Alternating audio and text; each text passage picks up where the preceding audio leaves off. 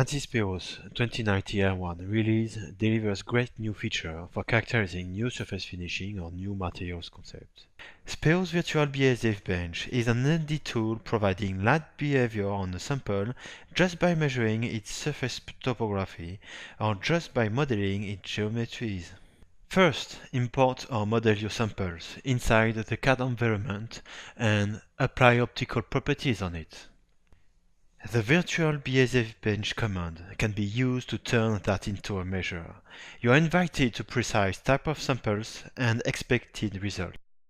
It makes easy to define samples geometries, the angular sampling for the probing source direction, and finally define the number of sensor positions in the measurement.